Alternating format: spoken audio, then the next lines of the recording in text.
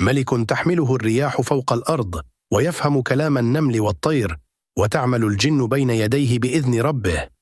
من هذا الملك النبي؟ إنه سليمان عليه السلام. أهلا بكم في حلقة جديدة من سلسلة قصص الأنبياء من قناة نور السيرة. بعد وفاة داود عليه السلام، ورث ابنه سليمان العلم والملك والنبوة، ودعا ربه أن يهبه ملكا عظيما لا يكون لأحد بعده، فاستجاب له ربه وآتاه ملكا ما عرفت الأرض مثله في التاريخ كله. فكان لسليمان جنود لم تجتمع لملك سواه، من الإنس والجن والطير، لكل منهم مهمته وموقعه، يسيرون في نظام محكم عجيب. مملكة فريدة يقودها نبي حكيم بأمر ربه، وعلمه ربه لغة الطير وأصوات الحيوان، فكان يفهم ما تقول وتتحدث به. نعمة ما أوتيها أحد غيره، فما زادته إلى شكرا لربه وتواضعا واعترافا بفضله. وذات يوم مر سليمان بجيوشه على واد للنمل، فسمع نملة تنادي في قومها أن ادخلوا بيوتكم حتى لا يحطمكم الجنود وهم لا يشعرون. فتبسم سليمان من قولها، وحمد ربه على ما آتاه من فهم وعلم ونعمة ظاهرة. وسخر له ربه الرياح تسير لينة طيعة إلى حيث يريد، فتحمله مع حاشيته، فتقطع به في يوم واحد ما يقطعه المسافر على قدميه في شهر كامل. فكان يتنقل بين أرجاء مملكته الواسعة في ساعات معدودة. وسخر له من الجن من يعمل بين يديه بإذن ربه، يبنون له القصور الشاهقة والأحواض الواسعة، ويغوصون في أعماق البحار يستخرجون اللؤلؤ والمرجان، لا يستطيعون عصيانه ولا الخروج عن أمره. وذات يوم تفقد سليمان الطير، فلم يجد الهدهد في مكانه، فتوعده إن لم يأت بعذر واضح. فما لبث الهدهد أن عاد يحمل نبأ عظيما. وجدت مملكة في أرض سبأ تحكمها امرأة أوتيت من أسباب القوة والغنى الكثير، وتجلس على عرش ضخم فخم.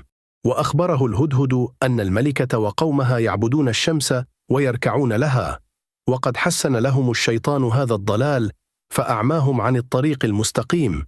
فعزم سليمان على دعوتهم إلى التوحيد قبل كل شيء، فأرسل سليمان مع الهدهد كتابا إلى ملكة سبأ يدعوها فيه وقومها إلى ترك عبادة الشمس والإقبال على عبادة الواحد الديان. فاستشارت قومها بحكمة، ثم أرسلت إليه هدية ثمينة تختبره بها، فردها سليمان، فما آتاه ربه خير من كنوز الدنيا كلها. ولما عزمت الملكة على المجيء، أراد سليمان أن يريها آية من آيات ربه، فسأل حاشيته من يحضر عرشها الضخم، فجاء به رجل صالح آتاه ربه علما خاصا من كتابه في أسرع من رمشة العين. فشكر سليمان ربه على هذا الفضل العظيم.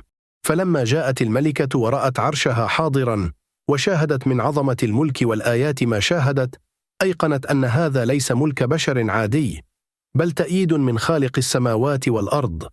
فأعلنت إيمانها برب العالمين، وتركت عبادة الشمس إلى غير رجعة. وجاء أجل سليمان عليه السلام وهو قائم متكئ على عصاه، والجن من حوله ماضية في أعمالها الشاقة لا تعلم بوفاته، حتى جاءت دابة من الأرض فأكلت العصا فسقط. فعلم الجميع أنه قد مات من زمن، وأن الغيب لا يعلمه إلا خالق الخلق وحده. في هذه الحلقة دروس عظيمة: أن الملك والقوة نعمة تستوجب الشكر لا الغرور، فسليمان في قمة ملكه تبسم لنملة وحمد ربه، وأن الدعوة إلى التوحيد مقدمة على كل مكسب، وأن الموت يأتي على الجميع، على الملوك وعامة الناس، ويبقى العمل الصالح وحده. والآن أخبرونا، أي درس من حلقة اليوم أعجبكم أكثر؟